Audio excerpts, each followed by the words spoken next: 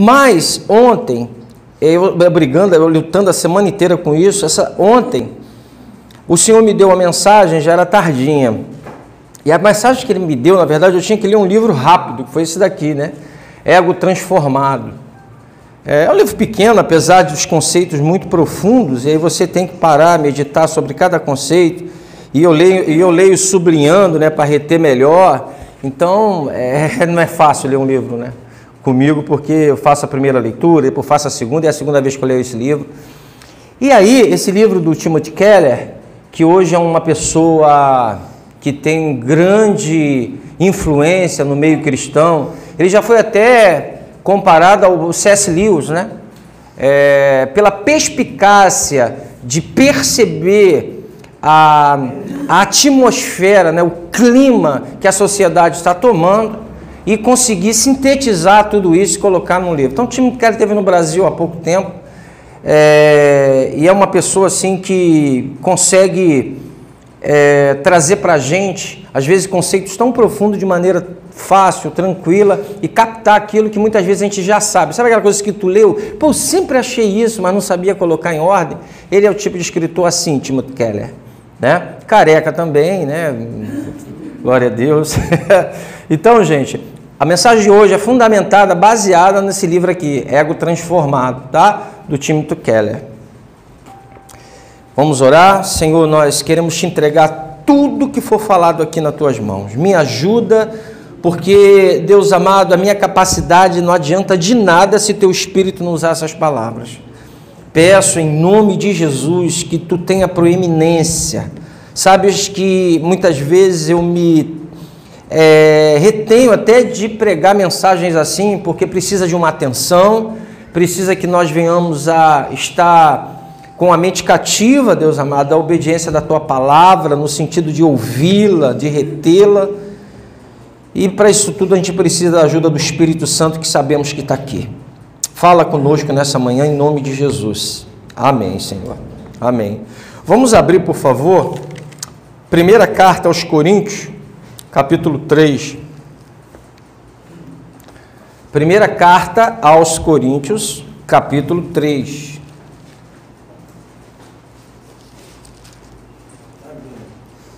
Primeira carta aos Coríntios, capítulo 3, nós vamos ler o versículo 21.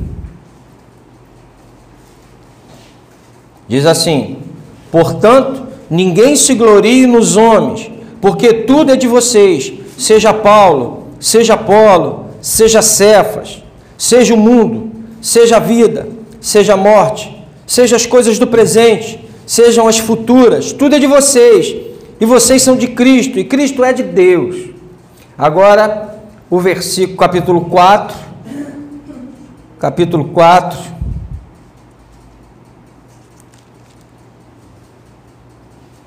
versículo 1 em diante. Assim, pois, importa que todos nos considerem como ministros de Cristo e encarregados dos mistérios de Deus. Ora, além disso, o que se requer destes encarregados é que cada um deles seja encontrado fiel. Mas a mim pouco importa ser julgado por vocês ou por um tribunal humano. Nem eu julgo a mim mesmo, porque a consciência não me acusa de nada. Mas nem por isso me dou por justificado, pois quem me julga é o Senhor. Amém? Portanto, não julguem nada antes do tempo, até que venha o Senhor, o qual não somente trará plena luz às coisas ocultas das trevas, mas também manifestará os desígnios dos corações, e então cada um receberá o seu louvor da parte de Deus. Meus irmãos, apliquei, melhor dizendo, essas coisas figuradamente a mim mesmo e a Apolo, por causa de vocês, para que por nosso exemplo vocês aprendam isto: não ultrapassem o que está escrito, para que ninguém se encha de orgulho a favor de um em prejuízo de outro. Pois quem é que faz com que você sobressaia? E o que é que você tem que não tenha recebido? E se o recebeu, por que se gloria como se não tivesse recebido? Amém? Glória a Deus. Texto maravilhoso, que o Senhor nos ajude a trabalhar um pouco ele. Então, o tema dessa manhã é ego transformado. Por que que eu trouxe essa mensagem? Porque eu vim durante a semana inteira fazendo uma pergunta ao Senhor. Por que pessoas que conhecem o plano da salvação, que a gente sabe que está firme na palavra, na igreja, congrega, por que essas pessoas não conseguem dar frutos? Já que a Bíblia é tão clara quando ela diz assim, aquele que está em mim dá muito fruto. Está lá em João. E esse fruto, ele tem a ver com o fruto do Espírito Santo e com as boas obras, que são aquelas para a gente fazer. Então, o fruto do Espírito e o fruto das boas obras. Mas por que pessoas que conhecem a palavra, né, estão caminhando? A gente tem N respostas. Mas como eu perguntei ao Senhor de maneira muito específica, a resposta veio no sábado à noite, no sábado à tarde, né, para mim. E Deus veio trabalhando justamente no ego. O ego está no controle. O ego está comandando. E dentro desse texto, eu fui lá, comecei a ler esse livro novamente, e ele faz toda uma explanação sobre algumas questões relacionadas ao ego, né? Ele começa dizendo que hoje nós atribuímos tudo, a gente atribui tudo hoje a baixa autoestima, não é verdade? Se o cara bate na mulher, espanca a mulher porque ele tinha uma baixa autoestima. Então ele não recebeu afirmações quando era pequeno, e aí ele precisa então ser tratado, porque bater numa mulher desse jeito ele não pode ser responsabilidade. E aí você tem várias, o roubo, o assalto, o latrocínio, e tudo vai sendo justificado pela baixa autoestima. Só que para quem conhece um pouquinho a história, nós sabemos que até o século XX era totalmente antagônico esse conceito. Porque se dizia o seguinte, que o ser humano era responsável pelas suas atitudes. Até o século XX, a responsabilidade era individual de cada um, né? Hoje os filhos estão colocando a responsabilidade no pai, no avô, no tataravô que nem conheceu, a minha linhagem, vai assim, eximindo cada um da sua responsabilidade pessoal pelos seus atos. E aí, até o século XX, tradicionalmente, se dizia que a responsabilidade era do hubris. Hubris é uma palavra em grego que significa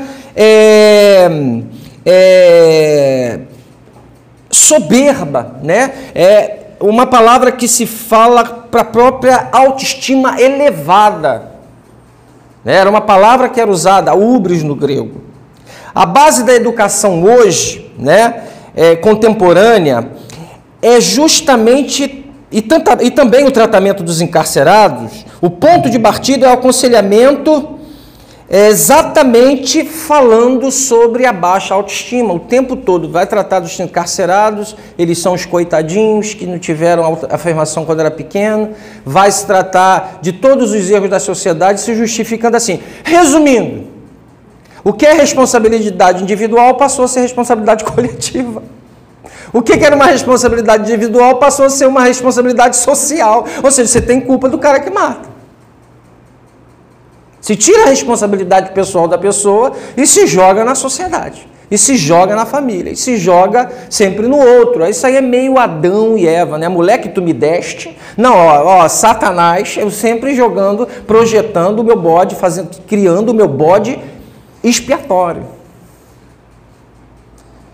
Bem, Paulo, nesse texto de 1 Coríntios, apresenta uma maneira de vermos a autovalorização, a maneira de enxergarmos a nós mesmos completamente diferente da abordagem tanto cultural, tanto das culturas tradicionais, modernas e pós-modernas que é hoje. Então, a gente vai ver que a abordagem de Paulo contra o ego é totalmente diferente da abordagem antiga e da abordagem atual. Ele tem uma terceira via para essa abordagem. Paulo revela 3 coisas nesse texto que a gente acabou de ler aqui. Primeiro, a condição natural do ego humano. Nós vamos ver qual é a condição natural do ego humano. A visão transformada do ego, do eu, né? Paulo havia descoberto esse meio, né, que se dá por meio do evangelho, essa transformação do eu, do ego, através do evangelho. E o terceiro, como alcançar uma visão transformada do ego.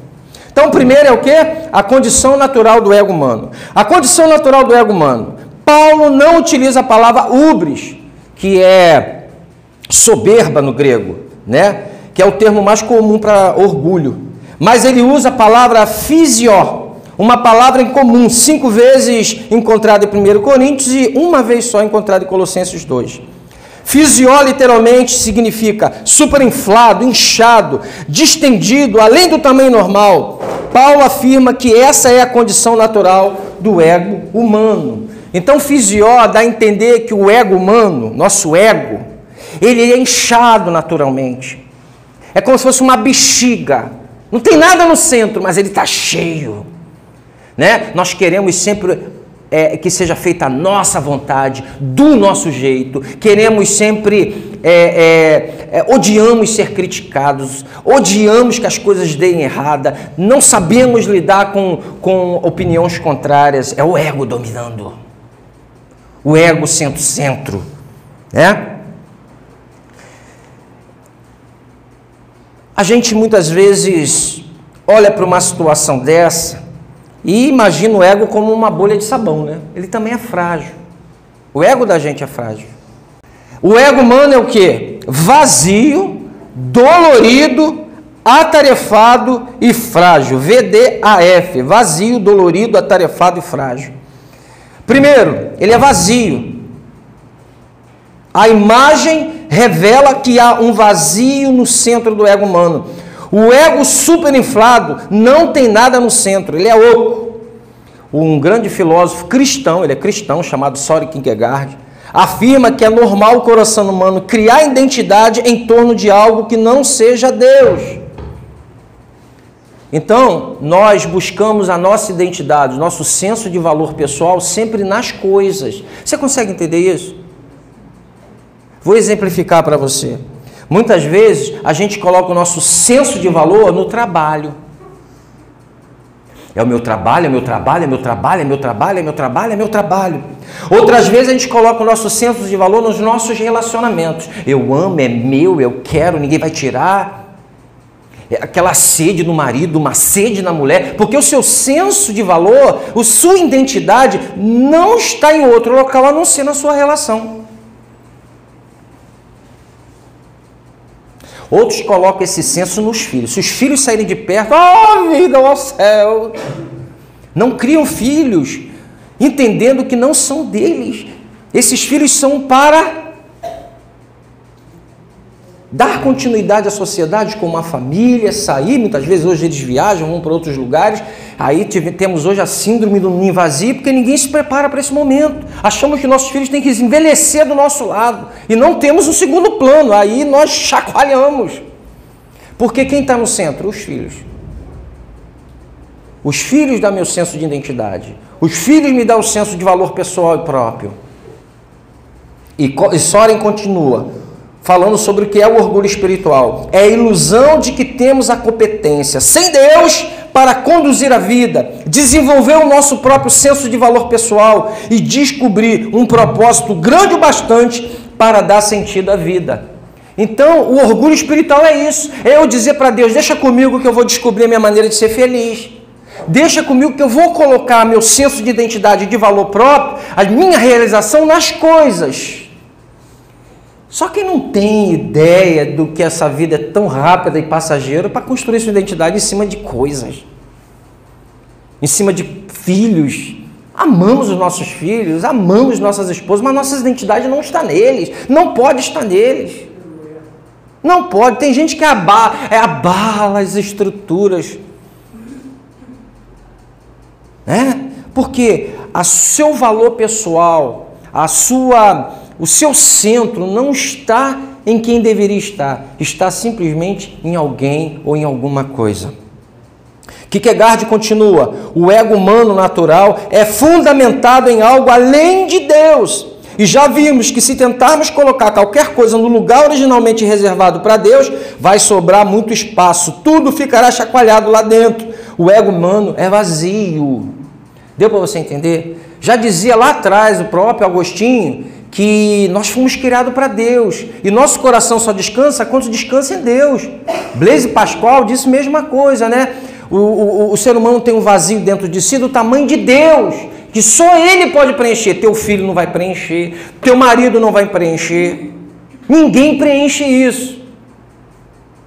Então a pergunta é: onde está o senso do teu valor? Onde está sendo construída a sua identidade?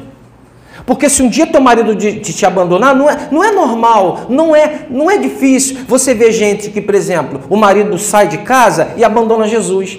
Gente que a mulher muitas vezes trai, ou sei lá o que faz, vai embora e o cara abandona o Senhor. Gente que perde o emprego e abandona Jesus. Gente que passa por uma perda familiar e abandona o Senhor. Gente que alguma coisa deu errada e abandona Jesus, porque a sua identidade, o seu senso de valor pessoal não estava em Jesus, estava nas coisas, nas pessoas.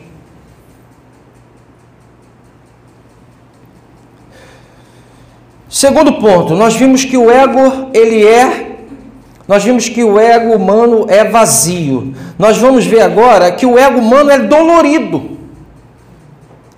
O ego distendido e superinflado, ele dói.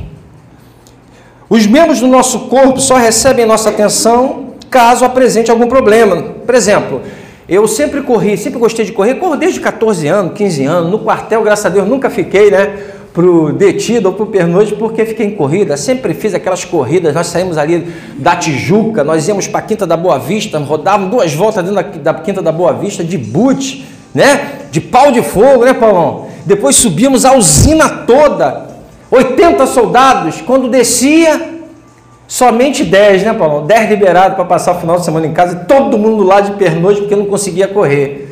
Então assim, eu sempre corri, sempre gostei de correr, eu saía aqui de Olaria, às vezes ia para Madureira correndo e voltava, Cascadura ali, fazia o contorno naquele coisa e vinha andando, isso antigo, Já corri com aquele, o Iorra, saímos daqui, fomos para Penha Circular, subimos aquelas ruas, tudo doida, lá voltamos, sei que foi 50 minutos de corrida e, se eu não me engano, foram 12 quilômetros que nós corremos. Cada vez eu, Iorra e a Luciana. Então, eu sempre corri, mas eu tive um problema no meu dedinho. O meu dedinho parece que ele está com uma tendinite. Eu já tirei radiografia, não deu, e não apareceu nada, já tomei remédio. Ele está agora melhorando um pouco. Passei a dar atenção para esse meu dedo. Agora esse dedo me chama a atenção. Esse dedo agora passou a ser um empecilho para mim, que eu não posso mais correr por causa desse dedo. Isso porque eu comprei um tênis que se dizia bom, o tênis veio meio torto, acabou com o meu dedo. Já o ego vive doendo, ele não dói eventualmente, ele vive doendo e chama atenção para si mesmo todos os dias. O ego exige o tempo todo que avaliemos nossa aparência e a maneira que somos tratados. O tempo todo. Você quer ver se você está bem, você quer pentear o cabelo, você quer passar uma maquiagem, você quer saber se você fica... Por que você se arruma? Você não se arruma para você. Você se arruma para que os outros vejam você. E você depende da avaliação deles. O tempo todo é assim. Estamos preocupados demais com a nossa aparência e mais a maneira que somos tratados. Se alguém olha para a gente com cara emburrada, não fala com a gente já fica, já fica amuado, já nos abatemos, já nos sentimos vivendo numa dimensão totalmente estranha, não somos amados, nosso senso de valor vai para o chão, acabou, eu não tenho valor, a pessoa passou na igreja, não falou comigo, também não falo mais com ela, fez o aniversário, não chamou para mim, também não vou mais. É o ego gritando, é o ego dizendo, você tem valor, olha o que fizeram com você, o teu ego inchado, inflado. E aí você peca.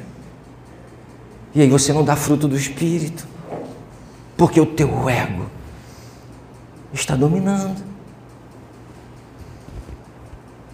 E ele continua. É comum reclamarmos que alguém feriu nossos sentimentos, mas os sentimentos não podem ser feridos. É o ego que se sente machucado, é o ego que dói. Não é o sentimento, é o ego que está doendo. Os dedos dos pés só doem se já houver algum problema. Da mesma forma, o ego não doeria se não houvesse algo terrivelmente errado com ele. Se o meu senso de valor não tivesse nas coisas, nas pessoas, ou em mim mesmo, o meu ego não doeria. mas ele está terrivelmente doente. Dificilmente passamos um dia sem nos sentirmos esnobados, ignorados e sem acharmos que somos idiotas e sem atormentarmos a nós mesmos. Se a gente for sincero com a gente mesmo, é isso. O dia inteiro a gente avalia se a gente falou alguma coisa errada, por que alguém olhou para a gente daquele jeito, a gente se sente alguém totalmente preterido das pessoas, achamos que não valemos nada, que não temos valor nenhum, porque a gente não conseguiu um carro novo, porque a gente não conseguiu um bom trabalho. O meu valor está onde? Nas coisas. O próprio Jesus falou, o valor de um homem não se constitui nas coisas que ele tem. Jesus falou isso. Agora, o nosso ego diz para você que tu não vale nada porque você não tem uma casa na Barra. O teu ego diz para você que você não vale nada porque você não tem um excelente emprego, que você não tem um diploma, porque você não tem isso, porque você não tem... O teu ego te maltrata, ele dói, ele te arrasa. Porque o teu senso de identidade está nessas coisas. Nada disso é errado, mas não pode constituir a minha identidade. Isso acontece porque existe algo errado com o ego, com a minha identidade, com a percepção de que tenho do meu eu. Terceiro, o ego primeiro é vazio, o ego é dolorido e o ego agora é atarefado. Ele trabalha demais, o nosso ego. Ele é incansável. O ego é incansável em duas tarefas. Ele tem duas tarefas primordiais. Ele se compara com os outros o tempo todo e se vangloria. É a comparação e a vanglória. Trabalho incessante do nosso ego. Notamos as duas em 1 Coríntios 4:6. Lá comigo, ó. Mas, irmãos, apliquei a mim mesmo e a Apolo por causa de vocês. Apliquei essas coisas figuradamente a mim mesmo e a Apolo por causa de vocês, para que por nosso exemplo vocês aprendam isto. Não ultrapasse o que está escrito, para que ninguém se encha de orgulho a favor de um em prejuízo de outro. Pois quem é que faz com que vocês sobressaiam? E o que é que você tem que não tenha recebido? Ele está falando aqui de quê? De comparação. O que as pessoas estão fazendo ali em Coríntios? Comparando uma com a outra. Paulo é bom, Apolo é melhor, não é assim? E não é isso que a gente faz com a gente mesmo também? A minha igreja é pequena, a outra é melhor. Uma tem cabelo liso, meu escorrido, para poder estar liso eu tenho que queimar, passar, né? Um é preto, o outro é branco. Um é rico, o outro é o quê? Pobre. Será que isso, né, não é a razão dos preconceitos hoje? Eu sou branco, eu sou caucasiano, eu tenho descendência europeia, e você? A minha é africana, então eu sou melhor do que você. Será que isso não é a raiz? Será que isso não é tentativa de preencher o meu ego? Ah, eu moro na Zona Sul, eu moro em Ipanema, eu moro em Leblon. A área geográfica mais cara do Rio de Janeiro, por metro quadrado. Eu moro no Leblon. Você mora onde? Eu moro em Olaria. Então eu sou melhor do que você. Eu moro na Zona Sul, tu é suburbano. Né? Será que isso também não é uma tentativa de preencher um vazio dentro do coração e eu preciso de coisas para isso?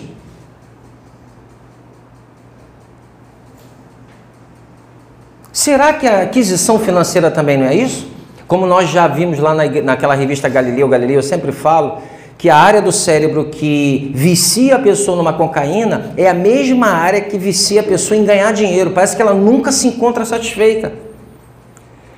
E a gente vai estar vendo mais à frente aqui o porquê. Mas será que essa tentativa de ganhar muito também não é uma tentativa de eu ser melhor do que você? Para preencher um ego que é inchado, que está oco por dentro, que é vazio, que é dolorido e que a gente agora olha e vê também que é muito atarefado, porque eu fico me comparando. Meu primo ganha mais do que eu. Meu primo tira 10, eu tiro 9. Que ele é melhor do que eu. Acabou meu dia porque eu tirei 9, meu Deus! Ela conseguiu passar nesse concurso, eu não passei, eu sou nada. Meu Deus do céu, não é assim que a gente faz? A vizinha pintou a casa, eu não consigo pintar minha casa. O meu amigo comprou um carro. Será que ele não está comprando um carro justamente para dizer, olha, eu sou melhor do que você? Eu consegui o que você não consegue? Só Deus conhece o coração humano. Aonde está a identidade dessa pessoa? No que ela tem ou no que ela é? É duro a gente observar e fazer essas análises, porque a gente se encaixa aqui em muita coisa. E ele continua. Em Cristianismo Puro e Simples, C.S. Lewis escreve um capítulo notável sobre o orgulho. Ele ressalta que o orgulho é competitivo por definição. A competição se acha no âmago do orgulho. Olha o que C.S. Lewis escreve. O orgulho não se satisfaz em ter uma coisa, mas em tê-la em quantidade maior do que os outros. Dizemos que as pessoas se orgulham de serem ricas, espertas ou bonitas, mas isso não é verdade. Elas têm orgulho de ser mais ricas, mais espertas ou mais bonitas que os outros. Se todos fossem igualmente ricos ou inteligentes ou bonitos, não existiria motivo para o orgulho. A sociedade que a gente vive hoje, ela potencializa o orgulho no coração dos homens ou não? Eu me lembro que andar de avião nos anos 50, anos dourados, 60, 70, 80, até 90, era glamuroso, não era? Andar de avião, você vem, você pega assim na mão, com atenção, voando com a... Você lembra dessa propaganda? Tinha tem a PAN, né? Tinha Varig, VASP, Varig, Varig, Varig, Varig Cruzeiro. Você lembra dessa propaganda? Era glamuroso viajar de avião. Agora, meu amigo, agora, todo nordestino vai para o Nordeste de avião. Antigamente enfrentava 3 dias de ônibus. Agora ele pega quase o mesmo preço. Perdeu o glamour. Qual é o glamour agora? Qual é o glamour? Alugar jatinho. Alugar jatinho e ter o seu próprio. Tem pastores aí que tem seu jatinho próprio também, né? O glamour está em ter jatinho próprio, meu helicóptero próprio. Não é mais eu pegar, comprar uma passagem, ficar esperando um bom tempo para poder voar. Isso já era. Mas nesses anos que antecederam aos nossos, era glamuroso viajar de avião. A minha esposa gostava, hoje em dia eu me lembro quando eu vejo hoje, minha esposa ela viajava, fazia voo ali para a Índia, né? E lá na Índia, você sabe que o indiano é muito cheiroso, né? Indiano é uma maravilha, né? Não gosta muito de banho, né, minha irmã? E eles viajam com galinha, com cachorro dentro do avião e é uma maravilha, né? Ela falava que quando aterrissava ali em Mumbai, meu amigo, ninguém aguentava. E tá parecendo um pouco assim, daqui a pouco só falta as galinhas dentro do avião também, né? Levar um cachorrinho, um churrasquinho para queimar no meio do salão, porque os voos curtos não tem mais aquela comidinha básica, só um amendozinho com água. A gente leva um churrasquinho, uma galinha para queimar no meio do avião. Então tá assim, né? Tá assim. Bem, será que isso também não é uma tentativa, né, que ele mostra aqui, de eu me sentir melhor, de eu preencher meu ego? Não é porque eu tenho dinheiro, eu tenho que ter mais que você. Não é porque eu ando de avião, eu tenho que andar no melhor avião. Não é comprar uma roupa, eu tenho que comprar a melhor roupa, porque o meu senso de sentido e a minha identidade está nisso.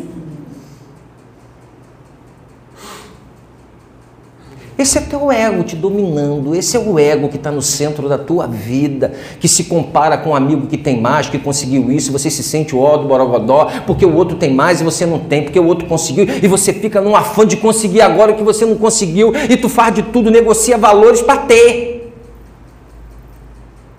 Porque o teu senso, a sua identidade não está em Jesus, está nas coisas. Cobiça e orgulho. Por exemplo, um jovem pode ter um problema de cobiça sexual. Ele quer mulher, então ele vai lá, sai com a menina, sai com a outra e sai com a outra. Mas nós temos o problema do orgulho também nessa área. Um jovem pode querer sair com a outra menina, um jovem pode querer sair com uma menina, com a outra, simplesmente para colocar o seu valor, simplesmente para colocar o número na agenda de quantas namoradas já teve. Você se lembra disso? Quantas eu já peguei? O cara vai anotando na agenda.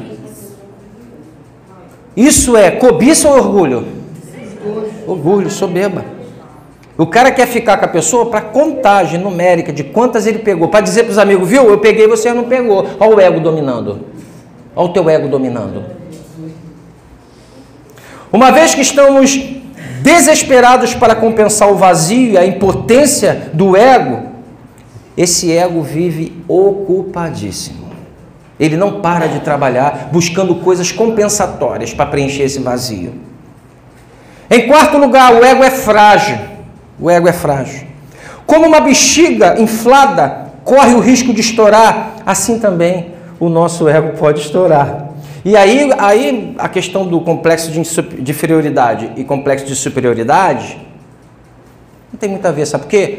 Porque o complexo de inferioridade significa que um dia foi de superioridade. Significa que ele já teve inchado um dia, mas agora ele está murcho. Numa entrevista para a revista Vogue, Madonna exemplifica bem isso quando fala de sua carreira. Olha o que Madonna, na revista Vogue, disse da carreira dela. O que me impulsiona na vida é o medo de ser medíocre. Esse medo é o que sempre me impele. Venço um dos seus ataques e descubro-me como um ser humano especial. Então ela vence o primeiro ataque, ela se descobre como alguém especial. Conquistei meu objetivo. Oh, agora eu sou o cara. Mas logo continuo me sentindo medíocre e desinteressante, a menos que faça outra coisa espetacular. Apesar de ter me tornado alguém, ainda tenho que provar que sou alguém. Minha luta não terminou e acho que nunca terminará. Madonna, ela é uma pessoa totalmente consciente de quem ela é. Então ela faz aqueles big shows, porque ela se sente alguém. Quando ela deixa de fazer aquelas coisas todas, ela não se sente nada. Então ela precisa fazer novamente algo espetacular. E não somos nós assim? Buscamos sempre algo espetacular, maravilhoso, fora do comum, para nos sentirmos bem. Temos que admitir que Madonna se conhece mais do que muitos de nós. O que ela quis dizer foi: meu ego é insaciável, é um buraco negro. Por mais que eu abasteça a despensa, ela está sempre vazia. Ana, por mais que você abasteça a despensa, ela vai estar sempre vazia se o seu senso de identidade estiver nas coisas ou nas pessoas. A sua despensa vai estar sempre vazia se o seu senso de valor, de identidade, estiverem nas coisas ou nas pessoas. Este é o estado natural do ser humano. É disso que Paulo está falando em Coríntios. Todas as pessoas que diziam preferir a Paulo em detrimento de Apolo só estão exibindo uma tremenda dose de orgulho e tentativa de preencher o vazio do seu eu. Sou de Paulo, eu sou de Polo, eu sou de Cefas. Eles só estão tentando de usar a amizade que tinha com Paulo como algo, eu prefiro Paulo. Será que isso acontece hoje em dia? Paulo deseja que eles vejam como o Evangelho transformou seu senso de valor próprio. 1 Coríntios 3 e 4. Olha o que ele fala aqui. 1 Coríntios, capítulo 4, versículo 3 e 4. Olha o que ele diz. Mas a mim pouco importa ser julgado por vocês ou por um tribunal humano. Nem eu julgo a mim mesmo, porque a consciência não me acusa de nada. Mas nem por isso me dou por justificado, pois quem me julga é o... Aí, eu vou ter que dar um parênteses aqui, me lembra de voltar, porque a gente fala, mas pastor, tá vendo aqui, ele está dizendo para não julgar. Pelo amor de Deus, Jesus vai dizer lá, antes de você julgar, tira a trave que está no teu, para você ajudar o outro a tirar o cisco. Lá em Coríntios ele diz assim, não existe ninguém aqui na igreja que possa julgar essa situação, porque tinha um rapaz saindo com a mulher do próprio pai, ou seja, uma madrasta, e ninguém julgava. Então Paulo não está dizendo para não julgar. O que ele está dizendo aqui são as inclinações, são as falhas que nós temos como seres humanos, né? São os fóruns íntimos. Paulo se sente o pior dos pecadores quando a gente analisa o nosso fórum íntimo. Se alguém tivesse adulterado aqui, saído com a mulher do pai, roubado, feito alguma coisa errada, ele ia tratar, olha, não tem quem julgue aí, mas ele está falando daquelas inclinações íntimas que nós temos, o fórum íntimo que só Deus conhece a gente.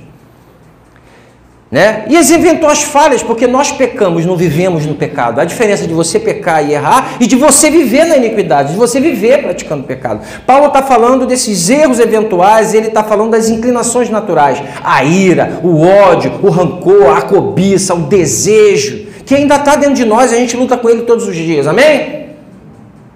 E ele vai dizer, eu não deixo a Coríntios me julgar, eu não me julgo também. Apesar da minha consciência não me acusar, eu não me julgo. Eu não digo que eu já estou justificado e que minha consciência, eu estou bem bonitão, eu não mato, não roubo, igual aquele cara que subiu no pináculo, né? Oh, Deus, obrigado que eu não mato, não roubo, dou meu dízimo e pá. Não, ele se justificou. Paulo diz, a minha consciência não me justifica. Nem eu mesmo me justifico. Nem eu me julgo. A identidade de Paulo não está ligada à apreciação que os coríntios e nem ele tem de si mesmo. Você consegue entender isso? Paulo não está preocupado com o que os coríntios acham dele. E nem ele mesmo está preocupado com o que eles acham dele. Gente, que coisa! É uma terceira via, porque a primeira via diz que a gente tem que injetar autoestima nas pessoas. Kátia, você é maravilhosa, você é estupenda, você é isso. Não liga para o que os outros falam, aí eu crio meus próprios critérios. Só que eu não consigo nem alcançar esses critérios, aí eu me culpo porque eu sou frouxo nos meus critérios. Aí eu vou para os critérios dos meus pais, mas eu não consigo alcançar os critérios dos meus pais. Aí eu me culpo porque eu não consigo alcançar aquele critério. E o ego continua dominando. Mesmo com injeções cavalares de autoestima, a coisa não consegue resolver, porque todo dia eu vou para o tribunal. Todo dia eu vou para o tribunal ser julgado. Todo dia eu vou para o tribunal ser julgado. E ele continua lá. Mas e quanto a nós? Como alcançar esse estágio que Paulo alcançou? A maioria dos conselheiros de hoje diria que para a pessoa não ligar para os que os outros pensam. O que interessa é o fato de que os meus valores são eu mesmo que determino. É eu mesmo que determino. Depois receitam um remédio da autoestima elevada. Dizem que a pessoa é extraordinária e deve se ver assim. Dizem que ela deve viver segundo os seus próprios critérios, não os dos outros. Isso parece bom também, mas não resolve. Jesus, quem botou essa armadilha para mim? Isso parece bom, mas não resolve. A abordagem de Paulo se difere tanto da tradicional, que era a responsabilidade única e exclusivamente do ser humano, como também da de hoje, de se projetar na sociedade a culpa de todas as coisas. Para ele, tanto faz ser julgado pelos coríntios ou por um tribunal humano. Paulo nem mesmo julga a si mesmo. O fato dele ter a consciência limpa não faz diferença. A consciência dele limpa não faz dele um homem inocente. Porque, por exemplo, vamos dar um exemplo aqui. Você acha que Hitler tinha peso na consciência? Ele fez a eugenia, que era a separação dos que eram bons e ruins, fisicamente falando. Ele fez... E todos sabem que a eugenia começa na Inglaterra, né? Passa pelos Estados Unidos, é uma febre nos Estados Unidos a eugenia e acaba com o próprio Hitler. Hitler potencializa ela. Então, ele faz a eugenia, ele mata 6 milhões de judeus. Então, acha que ele tem peso na consciência, João? Será que eu tenho que confiar na minha consciência? Ele diz, nem a minha consciência me julga. Só tem um que vai me julgar, não é a minha consciência, não são vocês. Paulo está livre da expectativa de ser aceito por vocês. Paulo está livre da expectativa de ser aceita pela própria consciência dele, julgando e levando ele para o tribunal todo dia. Olha, alguns colocam Paulo entre os 6 ou 7 líderes mais influentes da história humana. Você sabia disso? Colocam Paulo como um dos 6 ou 7 líderes mais influentes da história humana. Mesmo tendo uma tremenda estabilidade emocional e uma incrível confiança, mesmo assim ele escreveu em 1 Timóteo capítulo 1, versículo 15: Cristo veio a esse mundo para salvar os pecadores, do qual eu sou o principal. Paulo diz que é o principal de todos os pecadores. No outro dia eu estava falando com o namorado de uma amiga minha, um senhor de idade, né? E ele falou assim, Jesus veio para salvar esses pecadores. Esses pecadores, que é uma pessoa equilibrada, né?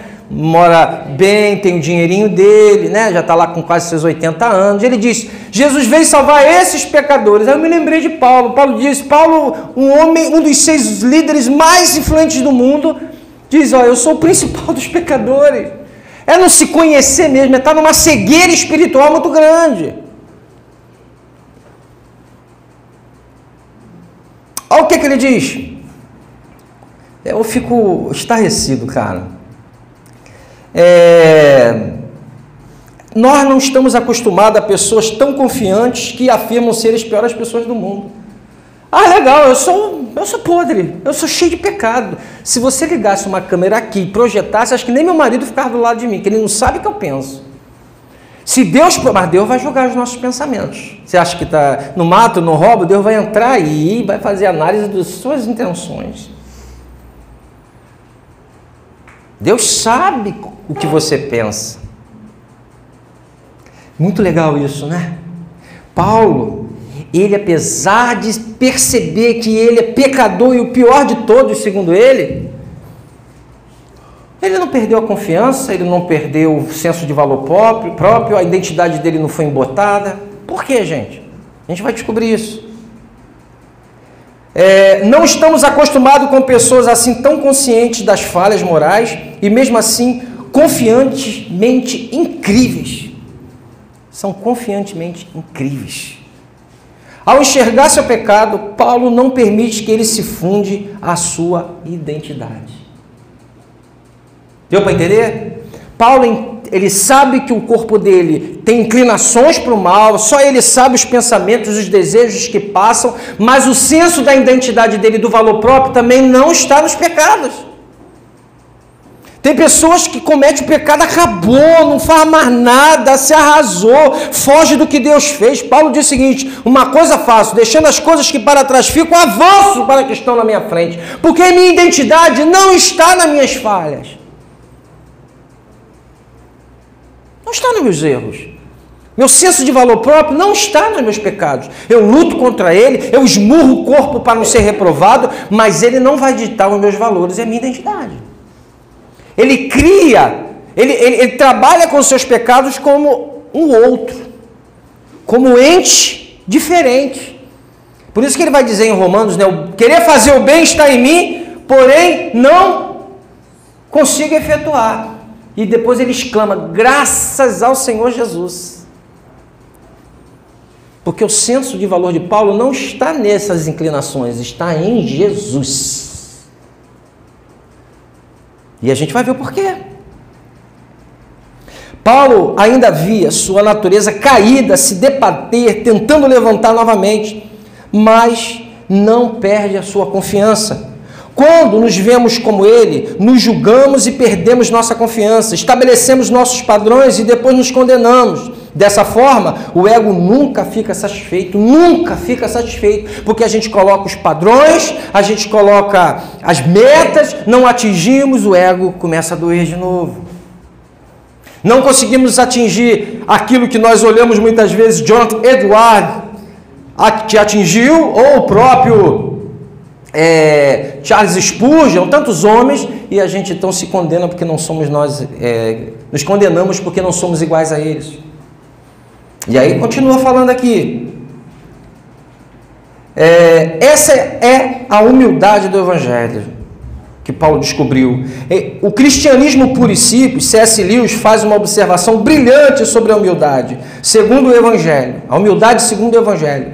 Não saímos da presença dela, afirmando da pessoa humilde, que se trata de alguém humilde. Pessoas assim nunca afirmam que são insignificantes. Quem vive dizendo isso, na verdade, é obcecada por si próprio. Depois de conversarmos com alguém que tem humildade do Evangelho, o que impressiona é quanto essa pessoa se interessou por nós. Isso porque a essência da humildade resultante do Evangelho não é pensar em mim, não é pensar em mim mesmo como se eu fosse mais, nem pensar em mim mesmo como se eu fosse menos. É pensar em mim mesmo, é pensar menos em mim mesmo. Então, quando a gente também centraliza muito o eu, é o meu ego que está dominando. Qual é o contrário de egoísmo? Altruísmo. Então, quando eu penso muito em mim, eu sou egoísta. Quando eu penso no próximo, eu sou altruísta. Então, quando eu me descentralizo, o que você fala de mim não importa mais.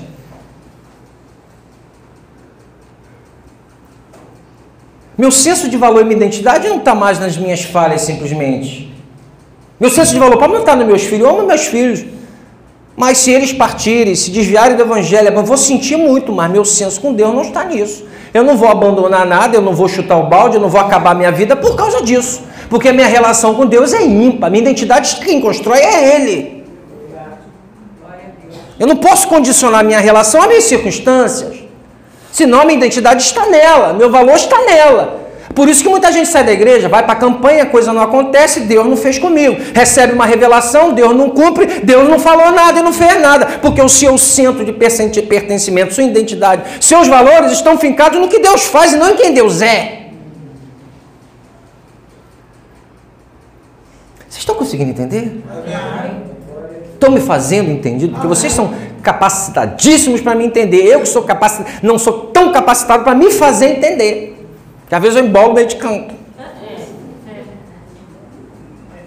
Né? A pessoa que se esquece de si mesma não se sente ferida, não fica mal quando criticada. A crítica não acaba com ela, não lhe tira o sono. Por quê? Porque a pessoa que se sente arrasada com as críticas valoriza demais os que os outros pensam. Você pode ficar chateado naquela hora, é normal, somos seres humanos, mas você vai entender e a gente volta para o Evangelho, a gente volta para o Evangelho, a gente volta para o Evangelho. E o Evangelho cura, e o Evangelho liberta, e o Evangelho transporta. 3. Como alcançar uma visão transformada do eu? O que Paulo, Madonna e nós buscamos é o veredicto definitivo que somos valiosos e importantes, não é isso que a gente busca? Isso significa que todos os dias nos colocamos de novo em um tribunal. Vamos esperar a aprovação do chefe. Já viu a pessoa faz tudo na igreja? Aí depois deu uma coisa errada, ninguém valoriza. Eu fiz tanto lá naquela igreja, como eu me dei. Você estava querendo ser aplaudido para encher o seu ego. Nós não fizemos porque amamos a Jesus, porque foi para Ele, foi para que o pastor visse, foi para que a presbítera visse, foi para que o diácono visse, foi para o professor de escola dominical visse, e outros visse, e todo mundo visse, e eu enchesse o meu ego. Por isso que Jesus falou, não deixa a sua mão, eu não sei se é a esquerda ou a direita, vê, não importa, vê o que a outra faz. Não importa.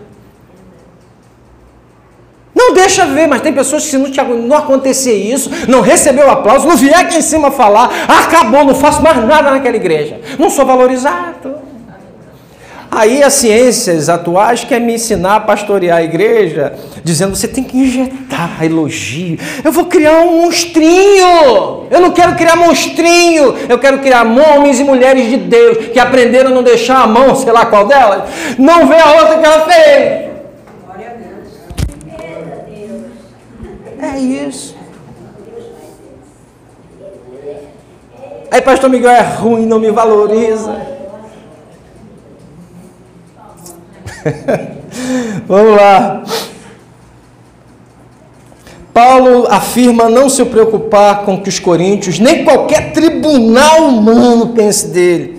Paulo usa a metáfora do tribunal em pleno Coríntios. Não tinha tribunal ali, né? Se fosse em Romanos, talvez, mas em Coríntios não tinha tribunal. Mas ele usa essa metáfora do tribunal. Ele afirma que o problema da autoestima, seja ela alta ou baixa, é que todos os dias voltamos para o tribunal. Então, independente da alta ou da baixa estima, a gente volta todos os dias no tribunal, buscando o nosso senso de valor próprio, no marido, na esposa, no amigo, no trabalho, na igreja. O tempo todo eu preciso da foquinha batendo assim para mim, ó.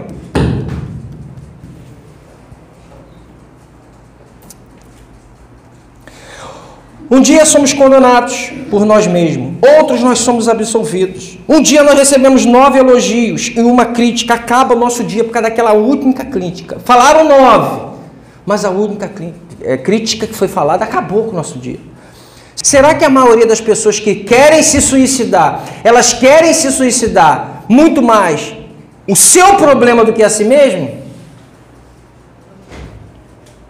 Será que elas querem acabar com a vida dela porque a autoestima dela está baixa, ou ela quer acabar com um problema que ela não consegue resolver? Estou vindo na superfície, porque aí tem problema de depressão, uma série de coisas. E mesmo isso é acabar com o problema da depressão. Todos nós temos o ego inchado. Porque isso é construído na gente. Sabe aquela criancinha que você tem lá na tua casa que fala assim, tu é uma princesa, tu é linda, tu é vitoriosa, como tu é maravilhosa. A gente vai enchendo o ego. Vai enchendo. Que tu merece, que tu é isso. Aí a propaganda também do banco aparece assim na televisão. Tenha cartão tal, porque você merece. Compre o carro tal, porque você merece. E você merece demais de tudo. Aí você chega na realidade da vida, Deus não está nem aí para você. Aonde está o teu senso de valor? Nas palavras que teu pai e tua mãe falou, só que lá fora ninguém está aí para você. Ninguém vai deixar o seu emprego para tu continuar nele. Ninguém vai levantar do banco de ônibus para tu sentar. Ninguém vai deixar a fila do hospital para tu entrar na frente. Ok?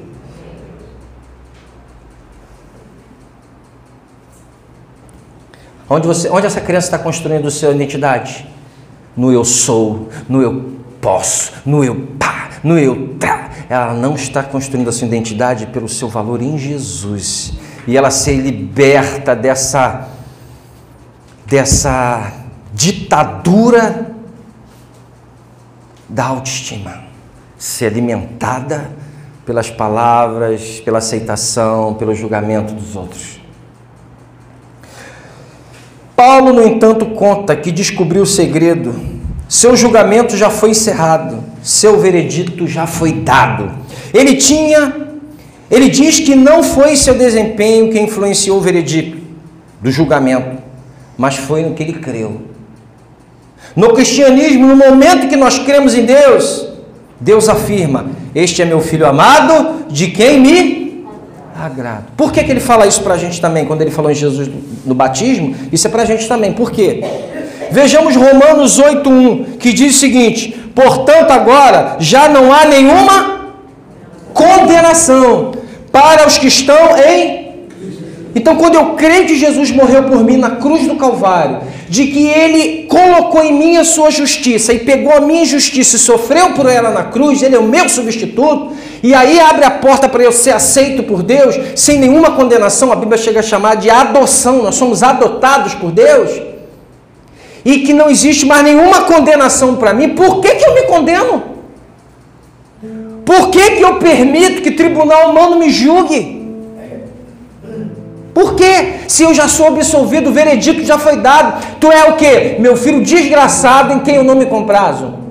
Tu és meu filho amado, tu és a minha filha amada. A sua identidade está no que eu fiz na cruz e não no que pode acontecer na sua vida, não nas circunstâncias, não o que acham de você. O teu valor está em mim, porque eu imputei em você esse valor. Tu és o meu filho amado, que eu me comprazo, porque assim como ele disse isso para Jesus, diz para a gente, porque a gente é filho também agora. Quando cremos em Cristo, Deus imputa as ações perfeitas de Cristo em nós, seu desempenho, como se fosse nosso próprio, e nos adota como filhos. Deus pode dizer o que disse exatamente a Cristo: tu és meu filho amado, em quem me comprazo. Tu és meu filho amado, em quem me comprazo. Deus disse isso para você hoje. Se você passou pela metanoia, se você foi regenerado, se você recebeu Jesus, Ele diz: não se culpe, não seja julgado por ninguém, porque o veredito já foi dado. E se você é novo convertido, você vai ter que fazer o trabalhinho de casa, vai ter que saber as provas da existência de Jesus, as promessas de Jesus para morrer no nosso lugar. Por que Jesus teve que morrer? Agora você já é antigo, já conhece a palavra que eu tenho para você. Você vai ter que voltar ao Evangelho todo dia por meio da oração.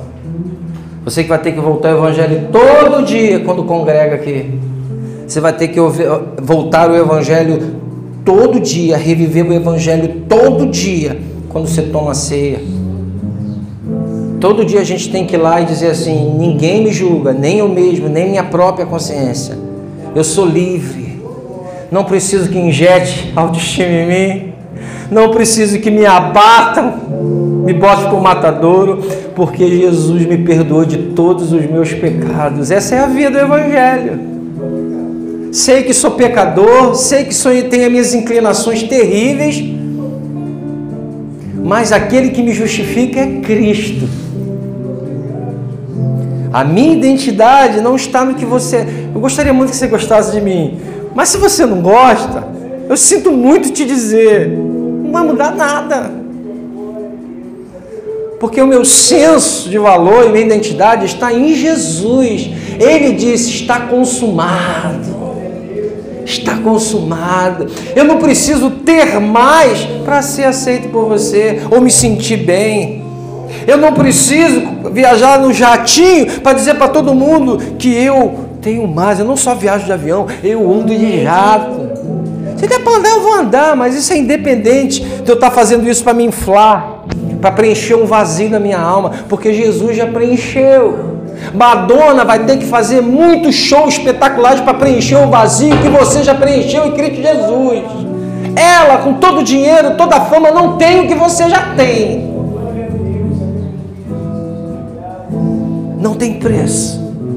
Aliás, teve um grande preço, mas foi na cruz pago. Você não precisa provar para ninguém que você é o melhor, o mais inteligente, o mais sábio, o mais cheio de currículos. Tudo isso é bom, faça, mas não como senso de valor pessoal, não como a sua identidade. Porque a sua identidade é a identidade de filho. Eu sou filho e filho amado. Amado por Pai. E Ele provou isso, indo lá na cruz. Ele foi lá na cruz te amar. Então, se o diabo te acusar, diga assim: para, está consumado, nenhuma condenação há para mim, sai fora. Lutero chegou a jogar tinteiro no demônio porque se sentia culpado. Os monges chegavam a se flagelar, se sentiam culpados.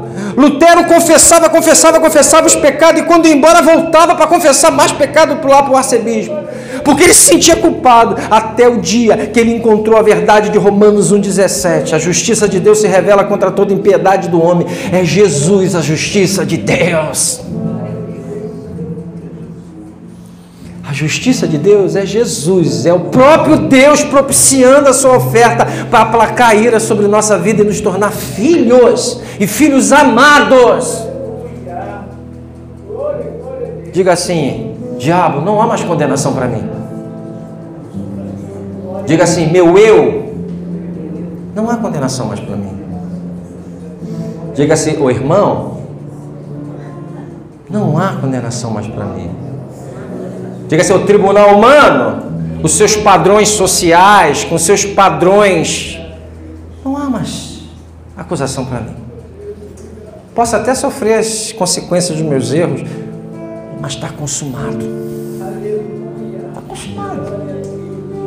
Nada poderá me separar do amor de Cristo, nem morte, nem vida, nem coisas presentes, nem coisas passadas, nem principados, nem demônios, nem fome, nem espada, nada pode me separar desse amor, porque a minha identidade está fincada nele. Nada pode me separar desse amor. E se eu pecar, eu tenho um advogado que é Cristo.